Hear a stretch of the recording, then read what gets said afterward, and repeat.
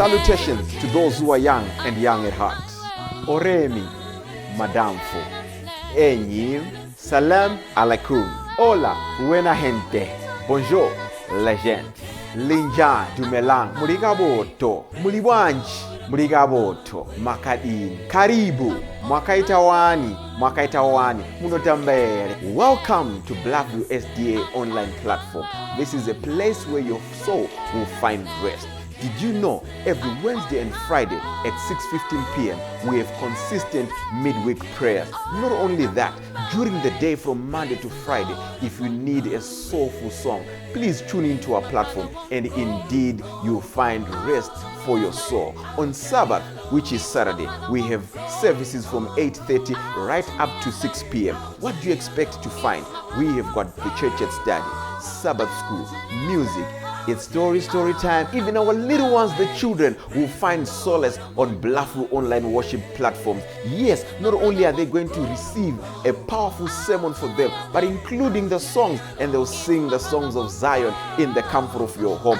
Yes, you are waiting for the power hour as we receive the beautiful words, the wonderful words that come from the Word of God. In the afternoon, we have got powerful discussions, not only for the young, but even for the old, as we prepare this journey on this planet Earth before the sundown. Yes, there is a sermon that will usher you into the new week as you listen to God speak to you. What are you waiting for? Tell your friends about it. Don't forget to join us on YouTube and Facebook. Like our page and subscribe to our YouTube channel. God bless you as we meet on Bluffview online worship platform. Nobody can stop me. Don't you wanna go? I'm going there. Nobody can stop me. Nilikufunga kunaka kwenyika iyo ndichashika pawira netiti ndichamira na muponesi ndichawa nenyerezi ere ndichawa nenyerezi ere chiremba mumane ruzuwa rawira nomukanda pone satowe kumusha ndichawa nenyerezi ere musimba ratenzi noda kuna mata ndiwese muwani wemweya nyerezi yakupenya igawe yangu pamusi unachisa kwaso ndichawa nenyerezi ere chiremba mumane ruzuwa rawira nomukanda pone swatowe kumusha ndichawa nenyerezi ere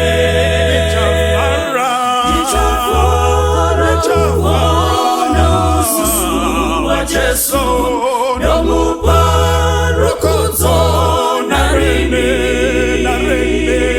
Shichandi fatamu mushawe ndarama kutindi kawana nyerezi chiremba ichawa nyerezi ere chiremba mumane rusuwa rawira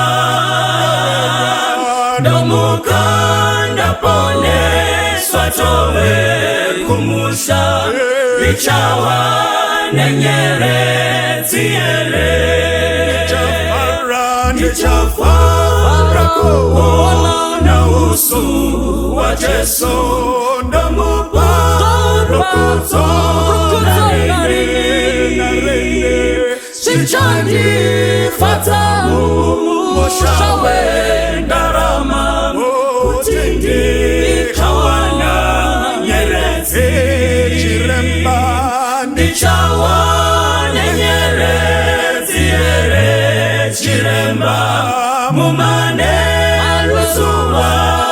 rawira Ndomuka ndaponeswa towe kumusha Ichawa nenyere ziere Ichawa nenyere ziere Chiremba mumane ruzuwa rawira Ndomuka ndaponeswa towe kumusha Ichawa nenyere ziere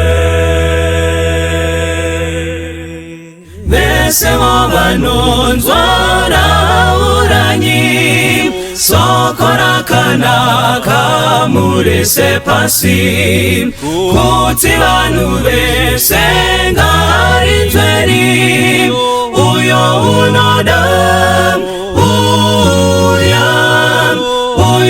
unoda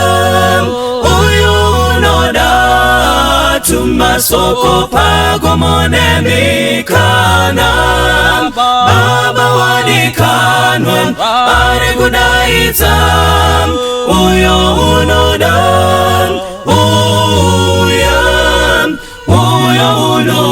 Uya nasi uya Pinda pamusiwo wazarurirwa Jesu ndiye nzira yeidiega Uyo unoda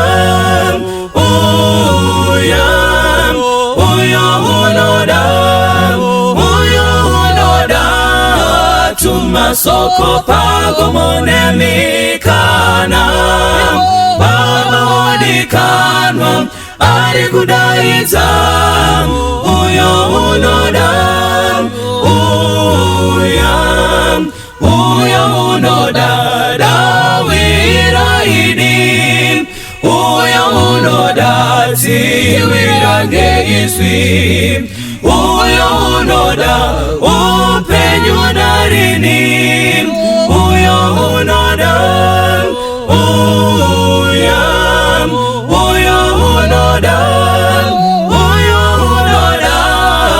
Tumasoko pagomone mikana Baba wadikanwa Ari kudaita Uyo unoda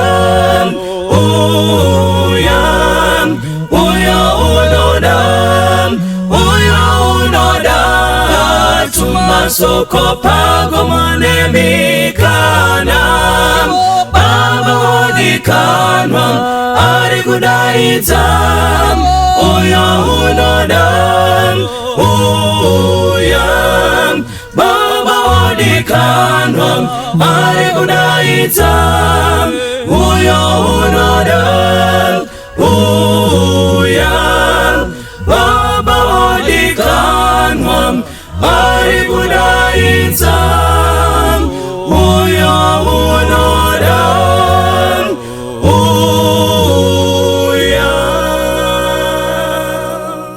Toda kutenda Mwari watitendera kuti tisangane nyama nemweya zviri pamwe chete tichiti dei Jehovha angatiitire zvakanaka uye dei kurumbidzwa kukuru kungauye paari. Ngativei nenguva yekunamata. Baba wedu namuponesi musiku wedenga nepasi, toda kutendai nerudo rwuri mamuri. Nyasha dzenyu dei dzingatirindira kuda kwenyu kugoitwa pasi sezvakunoitwa kudenga. Muzita raJesu ndinonamata. Amen. Toda kutenda Mwari tasangana zvakare.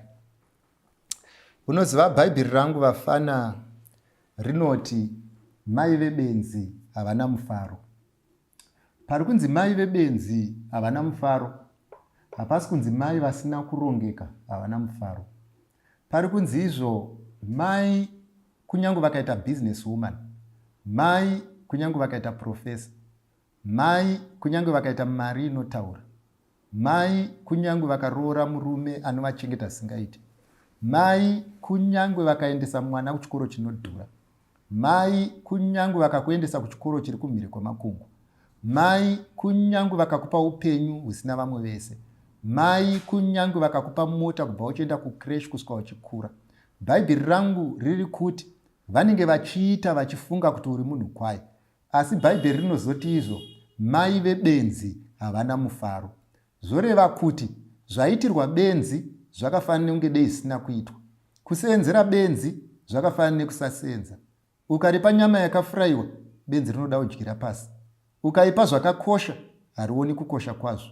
Nyangwe Bhaibheri rinosvika pamwe panovhunduka Bhaibheri roti zvakafanana nekutora maparera ovapa kunguruve.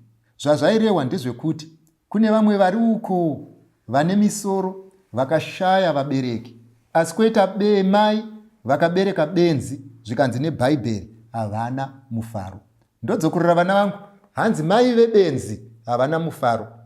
Ndoda kuti mupanzwisise, pane mutsauko webenzi semunhu anorashikirwa nepfungwa, koita mutsauko webenzi kana pachinzi a fool.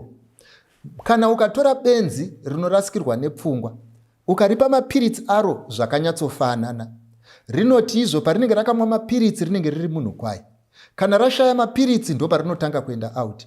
Asi ukatora iri benzi rinonzi a fool, kunyange ukariendesa kuhlanyeni harirapiki. Kunyange ukaripa mapiritsi hakuna mapiritsi anorapa upenzi uyu.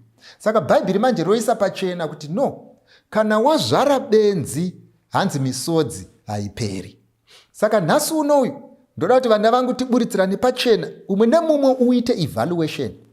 After all the investment that has been made on you, ndoda kuti iwe uconsider sadza rese rawakadya, iwewe ugoconsider tea yese yawakamwa, iwewe ugoconsider mazai awakapwanyira mulunchbox, iwewe ugoconsider pawairara uchibhadharirwa rent, iwewe ugoconsider school fees yawakabhadharirwa. Ugondiudza iwewe kuti dei waive business, wainzi unoita profit here kana kuti ungade wakabroka. Dei waive business, raivharwa here kana kuti rairamba richirana. Dei waive business, waichengeta vatenzi here kana kuti izvo vaitoita nhamo newe. Uri losi here muupenyu hwamai vako kana kuti uri gain. Uri chinhu chingayemurwe here muupenyu hwamai vako kana kuti chingashorwe. Kana mai vako vakakuona vangaseke here kana kuti vanodonhedza musodzi. Kana mai vako vakanzwa nezvako vanoti here comes my daughter here kana kuti vanoti izvo dei ndakaziva wandakabvisa iri mimba. Panapa Bhaibheri riri kuti mai vebenzi havana mufaro. Upenyu mwanangu is not about claiming your rights. Upenyu mwanangu is not about fighting for what must come to you. Upenyu mwanangu is not thinking about yourself. Upenyu mwanangu kuti vakainvesta mauri vanofunge inewe. Unoziva rimwe gore ndiri kukwekoko, tiri pamariro pambizo paya, pafiwa neumwe murume, totaura murume aipinda chechi. Takagara pamariro tiri kutaura nyaya, tozongonzwa zhowe zhowe. Taakuendako, chii chaitika? Wanike mwanasikana wemufi awanikidzwa akarara neboyfriend kuseri kwetoilet pamariro ababa vake. Bhaibheri romba rati mai vebenzi havana mufaro, because iye anenge achingodya zvigumwe, because iye anenge achingotenderera. Munhu anotorwadziwa nezvaitika ndimai kuziva pabatwa pane mwana wavo kudarika nyakubatwa. Saka ndoda kuti kana tichinge tapedza kutaurira nyaya iyi, tisataurirane nyaya tichinyeperana, tiburitsirane pachena vana vangu, kuti if ever there is anything that you should wash off, it is foolishness. Don't cover it with makeup. Usaitorere zvimwe zvidziyo oisa pamusoro pezvimwe zvidziyo uchikavha benzi riri mukati. Bhaibheri riri kuti mai vebenzi havazofari. Regai ndiverenge zvakare kuna Proverbs chapter 16 pavhesi ya16. Rangu rinoti kuwana uchenjeri kunokunda sei kuwana ndarama. Number 1, kuwana uchenjeri kunokunda sei kuwana ndarama. Number 1, listen to me young men, listen to me young woman. Hanzi kuwana uchenjeri kunokunda sei kuwana ndarama. Unomboziva here kuti kune vamwe vana vakanga vachirova chikoro zvisingaite, ndokumva atograduata ane degree class yakanaka, ndokumva atowana basa, mari anotambira chizhinji, ende mari yaanotambira inofanirwa kukwana. Asi ukatarisa mwana uyu ane dhirigiri rake akaenda kuchikoro, haana location kwaasina mwana, haana location kwaasina kumitisa, then you get surprise. How did you get so much education without wisdom? Zvikanzi nebhaibheri panapa dei wakaziva usati waenda kuchikoro ungadei wakatanga watsvaga wisdom, because iye zvinezvi waakusenza uchisenzera mahara, waakusenza uchisenzera kuchengeta nyika yese. Why? Because everything you have except wisdom. Zvikanzi nebhaibheri panapa zvakanyanyisa kunaka kuti dei wamhanyisana newisdom usati wamhanyisana nepfuma.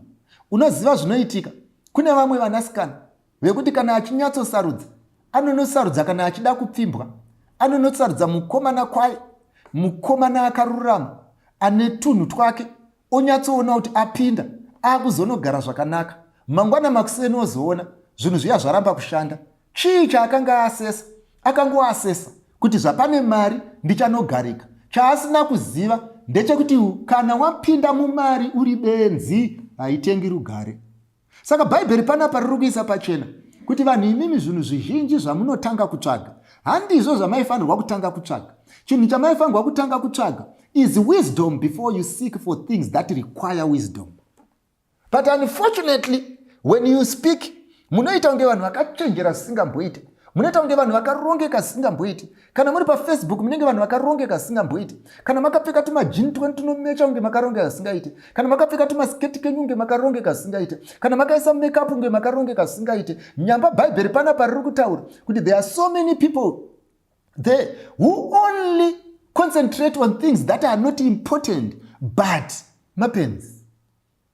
Ende painopedza anonzi zviri nani kutsaura kuwana njere pakuwana sirivheri. You would rather be wise than to be someone ane mazimari. Unoziva ndaitarisa umwe musi ndichiita evaluation, vanangu ndoda kunyatsokuudzai, handisi kuti tsika iyi yakanaka. Ndakaona kuti kune vamwe vanhu vanoenda kuchikoro vonoita mabasa makuru, otodaidzwa kuti izvo ndiye CEO wepapapa kana kuti izvo ndiye chief accountant, anenge atori chartered accountant. Aenda kuchikoro aita chartered accountant, zvinhu zvake zvese zvapera. Pomba paita umwe musikana anoti apedza oti grade 3 oti ini zvangu zvanaka, mai musasatambisa mari yenyu. Omva agara negrade 3 yake, haana chaanenge achiita kunze kwekungogeza nekupfeka hembe dzinobata. Apedza kudaro manje, iye zvinoitika ndezvinoti ava vananya kufunda ava vekuenda kuchikoro ndivo vanonomusenzera. Kana vapedza kusenza vomutengera flat, kana vapedza kutenza vomutengera mota, kana vapedza kusenza vomutengera zvose, kana vapedza kusenza iye anotodya zhinji kudarika vamwe vanhu vese. Ndochibvunza mubvunzo, pakati pevanhu ava akachenjera ndiani? Saka zviri kuburitsa pachena kuti izvo kazhinji kacho zvinhu zvatinopesuwa taigona kuzvienjoya better if we were but a bit wise. Regai ndiende pana chapter 18 verse ya 2. Rangu rinoti benzi harifariri kunzwisisa asi kuti mwoyo waro ufukurwe. Ndoda kuburitsa pachena, hanzi benzi harifariri kunzwisisa asi kuti mwoyo waro ufukurwe. Kana razofukurwa manje roti musandidaro.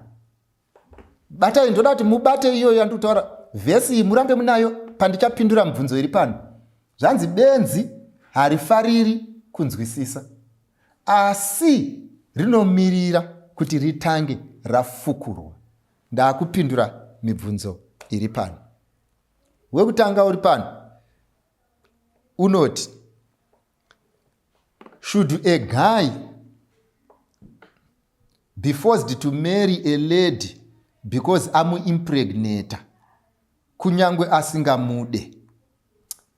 Uyu ari panapa uyu ari kuti izvo aive nemusikana vachingotamba havo ndokubva musikana abata mimba asi handiye waida kuroora. Saka ari kubvunza kuti the fact yekuti ndamitisa munhu ndiyo here inofanirwa kuita kuti izvo ndiroore. Inzonzwe mfana, kumitisa handi nziro yewanano, ipapo uri right. Nzira dzewanano dzawakaita mururimi rwamai idzo dziya dzaiti kutizisa, musengabere, kuroora chaizvo, kutema ugariri, ndidzo nzira dzewanano. Ipapo uri right. Kumitisa handi nzira yewanano. Asi ukaona vatete vachiuya nemusikana wawamitisa, havasi kuti ai uchiita mukadzi, havasi kuti waroora, vari kungoti chingorambai henyu muchitamba matambiro enyu iwayo. Saka hauzi kuroora mwana munun'una, uri kungonzi tambai. At least iko zvinezvi papa maimbotamba muchidzokera kumba, mumbotamba mumhanya kumba kunodya sadza, mumbotamba mumhanya kumba kunoona TV, motamba moenda kunoona redhiyo yakateerwa neumwe murume, motamba moenda kunorara pamagumbezi akatengwa neumwe murume. Asi iko zvinezvi manje maakunyatsotamba, muchitamba muri 2, muchirara pamagumbezi enyu, muchigara muri mese 24/7 muchitamba. Mwana wangu, hauone kuti waitirwa zvakanaka. Saka iwewe manje zvaunofanirwa kuita, chiramba uchitamba nevamwe zvakanaka. Hatidi vanhu vanotamba vachitsukunyana, hatidi vanhu vanotamba vachichemedzana. Rambai muchingotamba sematambiro amakanga muchingoita paya, nekuti upenyu mwanangu kwauri kutamba. Saka kutamba continue, rambai muchitamba muchienderera mberi sematambiro enyu menge muchiita. Ndofunga wanyatsopabata. Kumusikanawo ndinoti, ndiri kutaura musikana wemunin'ina wangu wekutamba uyu, kuti izvo ndaitaura nevana vangu kumba kwangu. Saka takawirirana tikati imimi wafana mazuva ano eCovid zviri kunzi vanhu vanofanirwa kuexercise. Saka ngati vanhu vanomuka makuseni vachiexercise. Saka vanomuka namai vavo mazuva ese makuseni vachiexercise. Saka takazoti tagara manje hamendo vanga vane mazuva mangani vachiexercise. Ndobva vazoti tiri kungoexercise tega pamba panapa, pane umwe munhu 1 asiri kuexercise. Vaireva ini because ini ndindega ndisingamuki ndichiexercise.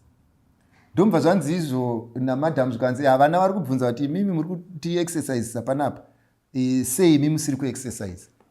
Ndomva ndavaburitsira pachena ndikati izvo ininika ndakamhanya zisingaite. Pataidzidza 5 km away ndichimhanya. Tasingaendeswa kuchikoro nemota taienda tichimhanya. Saka by the end of the day inini nguva yangu yekumhanya ndaimhanya ndichienda kuchikoro. But ivo nekuti havana kuwana nguva yekumhanya vachienda kuchikoro, ndosaka vaakumhanya. Nekuti munowirirana neni kuti izvo ari kumhanya achienda kuchikoro neari kumhanya achitiza imbwa, kwese kumhanya. So by the end of the day ndakuchitaura kuti benefit yandakawana ndichimhanya nyangwe ndasingamhanyire zvangu izvozvi, handofunga vanofanirwa kutomboti mhanyei mamwe mazuva vasvike pandiri. Saka ndiri kuti kune musikana kana wasvika pascenario yakadai, oziva kuti yanguva yako yekumhanya. Nekuti nguva yawaifanirwa kumbomhanya wakanga wakagara uchiaccumulate weight, iye zvinezvi ndo pawakumhanya manje. Saka pawakuenda uko kwauri kuenda, handiti uri kurangarira kuti pamaimbopfuura nepachechi ndiwe wainongedzera kuboyfriend yako muchienda kunotamba kuti muchechi ndo muna moms. Ini zvechechi ndakaona kuti hazviite. Ende iko zvinezvi wane mimba manje otiudza kuti aiwa hasiye waandinoda. Aiwaka imimi muupenyu hwenyu kama makagara musingaite zverudoka maingoita zvekutamba. Saka by the end of the day ukanzwa wanzi waakuchienda kumurume, havasi kuti uri kuenda nekuti unomuda, kungonotamba. Ende uzive kuti apa maakuzonotamba manje nekusingaperi. Ende kutambaka kunonakidza, nekuti kutambaka kwaitonakidza kudarika chechi. Kutamba kwaitonakidza kudarika kuverenga. Kutambaka kwaitonakidza kudarika kuuya kumba nenguva. Kutambaka kwaitonakidza kudarika kurara kumba. Handi ndimi maibuda nepawindo muchienda kunotamba. Iye zvinezvi moitwa kunonzi chiendai munotamba, muti hamuchada kutamba. Aiwa mai mwana, endai munonyatsotamba kana pane vanhu vanofanirwa kutamba ndimi. Isusu hatidi vanhu vanofamba musupermarket vachinhonga zvinhu.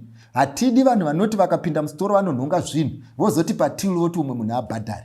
Iwewe, you cannot enjoy yourself in any formula yaunoda, using any format yaunoda. Wapedza kudaro, you come back and you look to us as your parents and you say, you must pay the piper. Hatidaro mwanangu. Kana wafunga kutamba, utambe uchiziva kuti uchaenda kunotambako nekusingapere. Saka inyaya dzekutamba, rambai muchitamba. Ndo mafungiro atinoita panapa. Then, Ndozodawo kupawo advice kune vakamitiswa. Unoziva unogona kumitiswa nevarume une zvinhu zvako. Haikona kuti kana wamitiswa une zvinhu zvako, kana wamitiswa une mari yako, oti ina handidi zvekunetsana nevanhu, inini ndinozvichengetera mwana wangu, haasi mwana wako. Haazi mwana wako uri one. Ndosaka muchizoita BP kana mwana akura kuti ndoda kuenda kuna baba vangu. Ndosaka muchizoita BP kana mwana akuti ndotsvaga baba vangu mofunga kuti she is not thankful. Ndosaka muchizoita BP kana mwana akuti pana pabhasi pamusha penyu achinzi akugara nababa vake motsamwa. Chii chinoita kuti mutsamwe? Munofunga kuti mwana kana azokura it's now pay back time yezvakaita. Munhu wese kana uchinge wamitiswa, munhu amitisa munhu ngaachengete mwana wake. Do not exempt people from their obligations. Nyangwe une mari yakawanda, munhu ndave neresponsibility yake. Saka zvako munhu wemurume akada kumitisa 10 ihomwe yake, akada kumitisa 20 yahomwe yake. Chiri kuita kuti afamba achingomitisa all over. It is because you are not making him enjoy the obligation. Munhu ngaachengete mwana wake. Zviya zvekuzoti izvo munhu anoenda kuti izvo handisi kusenza mazuva ano. Hakuna munhu anomitisa kuti handisi kusenza. Hazvigoni. Endi uchiramba uchingomitisa kuti handisi kusenza. Uri kusenza kaiwewe. Kungoti zvauri kusenza izvi hausi kubhadharwa. Saka by the end of the day, iwewe kana wazoona kuti kune vana varida kuchengetwa uchabhadhara. We need to make these young men responsible. Kwete kuti izvo kune umwe munhu anofanirwa kuita responsible on behalf of someone. Munhu wese anofanirwa kuziva kuti ndikangoita zvakati, these are the consequences. Ndikangoita zvakati, these are the consequences. Ndikangoita zvakati, these are the consequences. People must not walk the road and refuse to be tired. Hazvigoni. Saka imimi problem iri kuitika ndeyekuti izvo munenge hatizoti pamunenge muchienda kuchikoro munenge muchiwirirana kuti kudii munhu ngaanetswe kusvikira aita zvinhu zvaanofanirwa kuita. Ndoziva kuti muchafamba muchinditi handisi right, but ndiri right inini. Munhu ngaachengete product yezvinhu zvake. Haungati imimi maitamba uko munoburutsa zvinhu zvinoda kuzotambira pahomwe yangu. Hatisenze tichidaroka. Chibva mati mukatamba mosponza matambire enyu. Uyu ari kuramba achidzokorora. Panapa ndakoterwa vhesi. Hanzi Proverbs 15 vhesi ya1. Proverbs 15 vhesi ya1 inonzi iyo kune vasingaizive, mhinduro nyoro inodzora kutsamwa. Saka panapa uyu bamunini ava, kana kuti ndimai nini, asi ndofunga ndi bamunini, manyorero acho zvinenge zvechirumezvo. Bamunini ava manje vari kuti izvo vari kundikotera Proverbs 15 pavhesi ya1 voti mhinduro nyoro inodzora kutsamwa. Ndosaka elder ndiri kuti munofanirwa kunyatsotsanangurira vana, musaite semunovatuka, nekuti mhinduro nyoro inodzora kutsamwa. Bamunini rega ndibvokubvunzai mubvunzo. Bamunini imimi toti imimi mai venyu vane mwana wavo musikana. Mwana wavo musikana akatobva pacollege apa ane degree. Ende brain dzake dzinonyatsopanana moto pane zvimwe zvese. Umwe musi womva auya oti ndine pamuviri. Mai vobvunza vadaidza tete kuti mwana ari kuti ndine pamuviri. Mwana oti yeshuwa ndinapo pamuviri. Mai vobvunza kuti pamuviri ndepani. Mwana womva ati handizivi kuti pamuviri ndepani, because vakomana vacho vakati one day. Mai vomva vati uri benzi mwanangu. Mwana womva ati izvo mai mandishatirisa. Hamuzivi here kuti Bhaibheri roti mhinduro nyoro inodzora kutsamwa. Hauoni kuti vhesi yatorwa out of context. Kana uchiverenga vhesi ndoda kuti uverenge pfungwa dzako dzakati bhengenukei. Kana uchiti mhinduro nyoro inogora kutsamwa, uri kuti murume mukuru akaita sewe unogona kunyorapo. Omuka mangwana makuseni magumbeza akatota. Toti izvo iwe benziwe yanika magumbeza ako apa. Iwe taura taiwa mhinduro nyoro inodzora kutsamwa. Iwe uchinyatsorara uchimuka panhu pakanyorova uchinyatsozviziva. Handizvo zvairehwa nevhesi. Vhesi kana ichiti mhinduro nyoro inodzora kutsamwa, ine vakanyorerwa vhesi vanokwalifaya kuvhesi ende hauzi umwe wavo. Chechipiri chatoda kuti muzive ndakamira panapa. Handizi shamwari yenyu ini, ndo number 1. Ndodzokorora, handizi shamwari yenyu, ndo number 1. Ndakamira pano, ndakamirira mubereko wako. Ndakamira pano, ndakamirira mai vako. Ndakamira pano, ndakamirira baba vako. ende handina kuuya kuzotamba newe, ende handina kuuya kuzokuudza zvaunoda, ende handina kuuya zvinokuudza zvinonakidza nzeve. Ndauya kuzoudza benzi kuti shamhu yakagadzirirwa musana webenzi. Munhu kwaye tichamutengera maswitsi, benzi rinotswinywa. Ndo nyaya dzingoripo. Saka by the end of the day, iwewe usandiudze zvemhinduro nyoro kana usina kuita zvinyoro. Pamusana pekuti nyangwe Jehovha musiki wedenga nepasi anoita zvinowirirana nebehavior inenge yaitwa nemunhu. Ende chimwe chinhu chandinoda kuti panapa munyatsonzwisisa vapana, haundibvunze mubvunzo iwewe ondipa anzi. Kana iwewe ukabvunzwa nevanhu vari kuCambridge, iwewe unowapa anzi, havakupe maanzi. Neniwo ukandibvunza mubvunzo, inini haundipe anzi, inini ndinokupa anzi. Method yandinopindura nayo mubvunzo ndiyo yandinofanirwa kutaura nayo. Ende chimwe chandoda kukuburitsirai pachena ndechekuti mibvunzo inobvunzwa iyi, musafunga kuti inenge iri anonymous. Inobvunzwa nevanhu vasiri anonymous, vanoti kana tichinge tapedza vanouya kuinbox kwangu, kana tichinge tapedza tinofonerana totaura nyaya. Ende vanhu vazhinji vandotaura navo vanototi vapedza kuona vanonyatsoona kuti zvechokwadi apa ndandiri benza apa, zvechokwadi apa handina kufunga semunhu kwaye, zvechokwadi apa handina kurongeka apa, tototangira mberi. Iwewo ndotori kumashure unofunga kuti kuna ari kufunga kuti akatsamwa. There are some people out there vanofunga, vanoteerera, not to criticize but to see reality. So by the end of the day, the problem that you have, unoda kuteerera zvinhu wakabata ballpoint yered uchimaka. Panyaya iyi imi hamuzi maticha, muri mastudent. Panyaya iyi mune makagara pasi, ndinenge ndakamira. Panyaya iyi munoteerera, ini ndiye nchitaura. Panyaya iyi zvandotaura ndo zviripo, hatidi kutenderera nekuenda kuseri. Ende nyaya iyi ndoramba ndichidzokorora vanangu, ndeyekuti I am representing your parent here.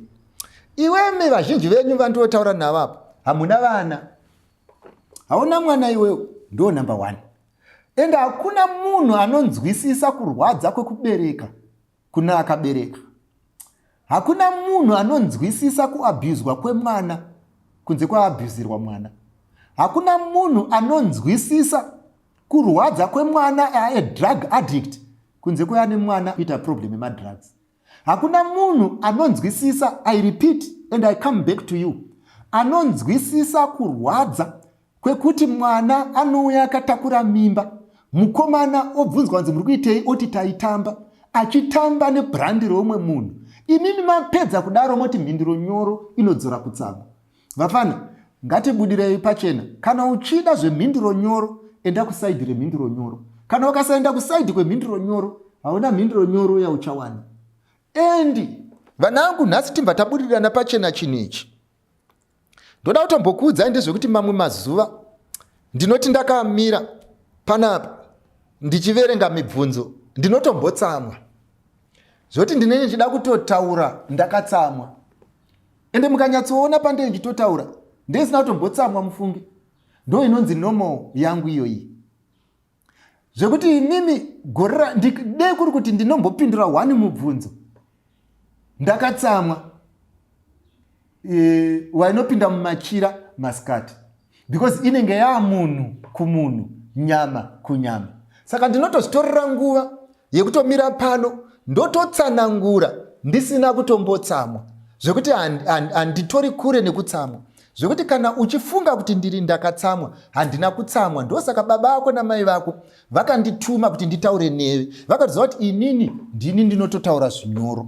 So by the end of the day, kana ndichitodai ndiko kutonyorova kwacho vanangu. Ende ndokukumbirai nezita raShe. Vana vangu, mufunge tinotokudai. Vanangu mufunge tinotovewo neshuviro yekuti zvenyu zviendeke. Vanangu mufunge tinotovewo neshuviro yekuti izvo upenyu hwenyu huve hwakanaka. This is the reason why tichitraya kuti tikuudzei pazvinhu izvi. Asi by the end of the day, hatizi kuti tinokuvengai, hatizi kuti hamuzi hama dzedu, hatizi kuti hamuti shamwari dzedu. Tiri kuti vana vedu tinotokushuvirai zvakanaka. Rugare rwenyu rugare rwedu, kuseka kwenyu kuseka kwedu, kurarama kwedu kurarama kwenyu, kutenga kwenyu mota kufadza isu, kunyangwe tisina plan yekuikwira. Kunyangwe ukavaka ine mudurikidzanwa ndeyako nemurume wako, inini haundioniko kunze kwekuti ndatovhuro neko ndichimhanya. Ingo unongozvionawo wani nyangwe ambuya vako vanobva kumusha vachiuya mumba menyu yakanaka mugere zvakanaka. Baba vako vanototi musadzokere kumusha nekuti muri kurwara, ivo voti kumusha ndakasiya kusina munhu. Vanotofara vari kudumba kwavo, asi chinonyanyisa kuvafadzi ndechekuti mwanangu nemudzimai wake nemhuri yake vagere zvakanaka. Saka isusu zvatinotaura nyaya iyi tinoda kutaura zvinhu zvinoita kuti ramangwana riendeke. Ndaitarisa umwe musi Trump achitaura. Trump aiti ane mukoma wake ainzi Freddy. Zvikanzi Freddy was an addict. Hanzi asi Freddy aigara achiudza Donald Trump kuti Trump do not drink beer, Trump do not smoke. Zvikanzi zvakaitika ndezvinoti uyu Donald haana kumwa achiudzwa nechidhakwa, uyu Donald haana kusutwa achisudzwa nean addict, zvekuti nyangwe pfuma achisiyirwa yakasiyirwa Donald nekuti ndiye aive sober. Ende uyu Freddy achifa akafa nekuda kwehabiti yaakatsvaga. Ndonakidzwa nemashoko akataurwa naTrump. Handisi kuti Trump munhu kwaye, ndiringotaura chete zvaakataura. Trump anoti inini I became what I am because of the words dzemunhu akanga akadhakwa. He became sober nekuda kwemunhu akanga akadhakwa. The same applies to nesu sevabereki venyu. Kune vamwe vasingagone kunyora sentence imwe chete yechirungu inomeka sense. Kune vamwe vasingagone kutaura sentence imwe chete nechirungu chikabuda chiri straight. Kune vamwe vekutoti kuchikoro ikoko havana kutopasa. Kukushuvira kuti upase vari kutoziva kuti vasina kupasa saivo zvinofamba sei. Kukushuvira murume akanaka vari kutoziva kuti vakawana akafanana newake zvinofamba sei. Kukushuvira kuzvibata vari kutoziva kuti kushaya kuzvibata kunofamba sei. Saka kana mubereki achitaura ndosaka kazhinji asingatiita seni, asi Jesu anoti sezvavanotaura itai.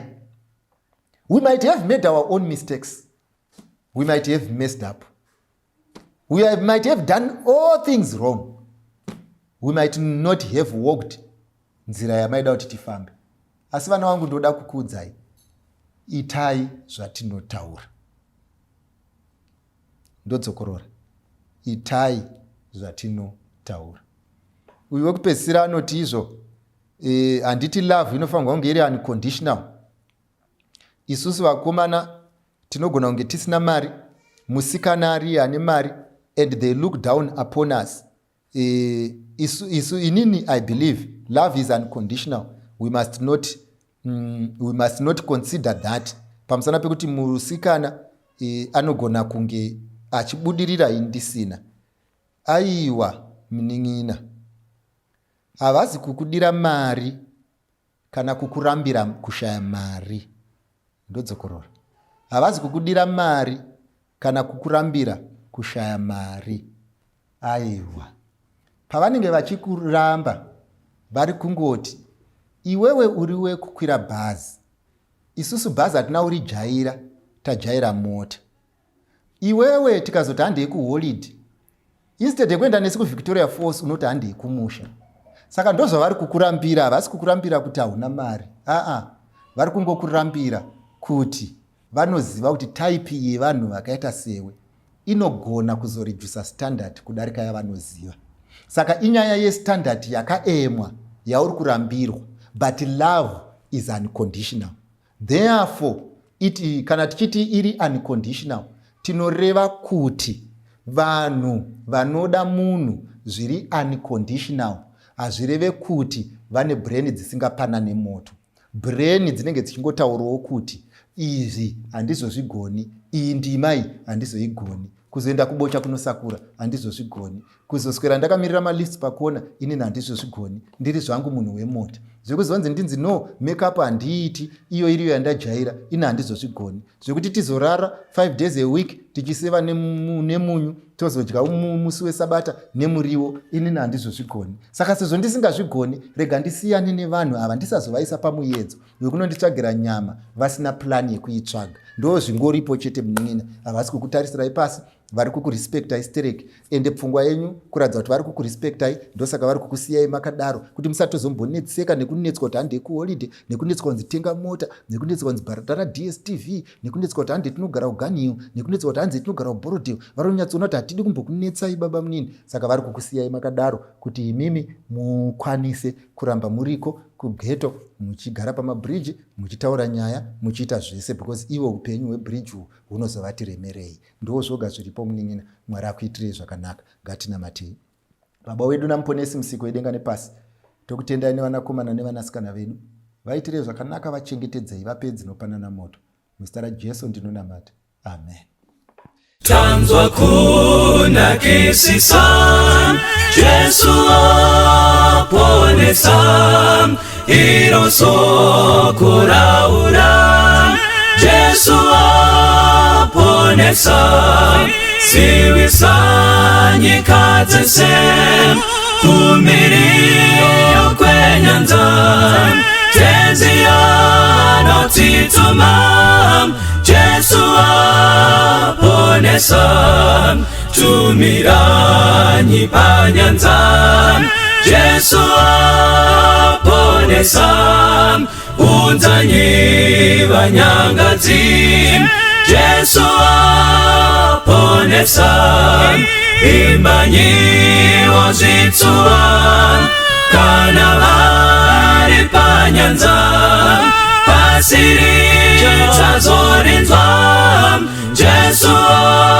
aponesa, imbanyi mudambudzo, Jesu aponesa, neupenyu nerufu, Jesu aponesa, imbanyi nekupfawa, moyo unodamutsa, imiranyi paguva, Jesu aponesa, ipa izwi pamweya, Jesu aponesa, kuti ndudzi dzizoda, Jesu aponesa, daidza kuponeswa, mumakonde ninga, riyo rekukurira,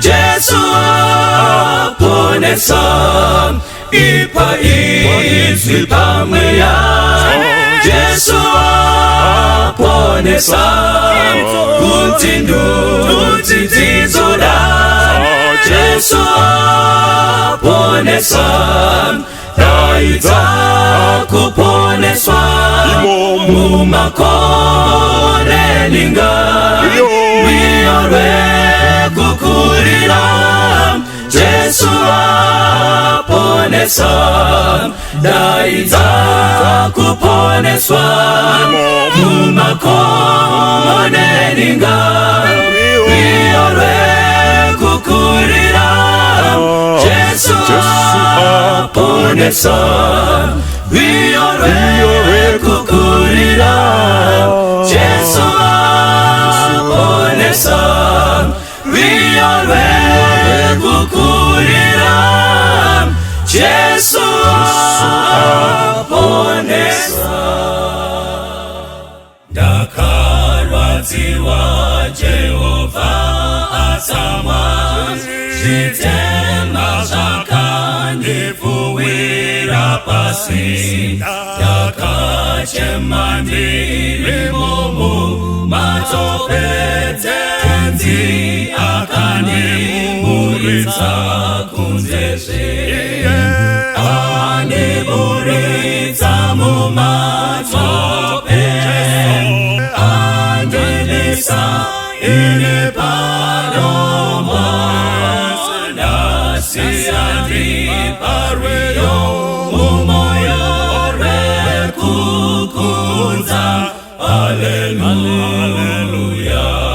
andi andimisa padombo petro naye, masiko angu asimbiswa pano, andizombo potike ndire pano, domiri andizofika chiremba, andiburitsa mumatope, andimisa ini padombo, nasi andipariyo umoyo rekukunza. Hallelujah, andipariyo rutsare rukuza, noruyimba usiku nesikati, oyo wangu wazarane rufarundi, ichazokuza mununuri wangu Jehova, andiburitsa mumatope, andimisa ini padombo, nasi andipariyo umoyo rekukuza. Hallelujah, ndichaimba tsitsi dzake kuneni, ine kunaka kwake kunevese, ndichazoimba rupone sokwese, takara vese vasimbire Mwari. Ndichaimba tsitsi dzake kuneni, nekunaka kwake kunevese, ndichaimba rupone sokwese, takara vese vasimbire Mwari. Andiburitsa mumatope, andimisa ini padombo, nasi andipariyo umoyo rekukuza. Hallelujah, andiburitsa mumatope, andimisa ini padombo, nasi andipariyo umoyo rekukuza. Hallelujah, nasi andipariyo umoyo rekukuza. Hallelujah, nasi andipariyo umoyo rekukuza.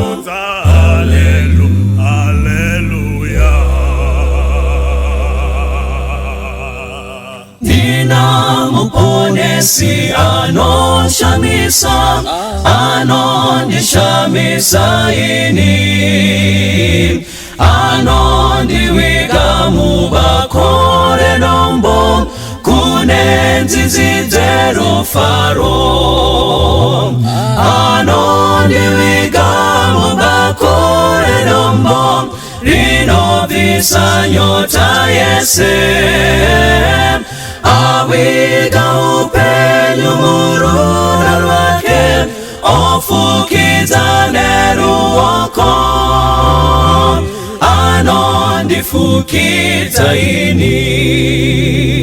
Dina muponesi anoshamisa, anorerutsa mitoro, anondimisa ndizoteneki, ndiye anondipa simba, anondiwiga mubakore dombo, rinovisa nyota yese, awiga upenyu muruna rwake, ofukidza neruoko, anondifukidza ini. Nguva dzese anondikomborera, ndozadzwa nembiri yake. Mbiri kuna Mwari ndomuimbira, ndiye mununuri wangu. Anondiviga mubakore dombo, rinovisa nyota yese. Aviga upenyu murudo rwake, ofukidza neruoko, anondifukidza ini. Kuti ndapfeka mbiri ndozokwira, tokumba naye makore. Ruponeso rudo runoshamisa, toimba tese kudenga. Kuti ndapfeka mbiri ndozokwira, tokumba naye makore. Ruponeso rudo runoshamisa, toimba tese kudenga. Anondiviga mubakore dombo, rinovisa nyota yese. Aviga upenyu murudo rwake, ofukidza neruoko, anondifukidza ini. Anondiviga mubakore dombo, rinovisa nyota yese. Aviga upenyu murudo rwake, ofukidza neruoko, anondifukidza ini. Anondifukidza ini. Anondifukidza ini. Anondifukidza ini.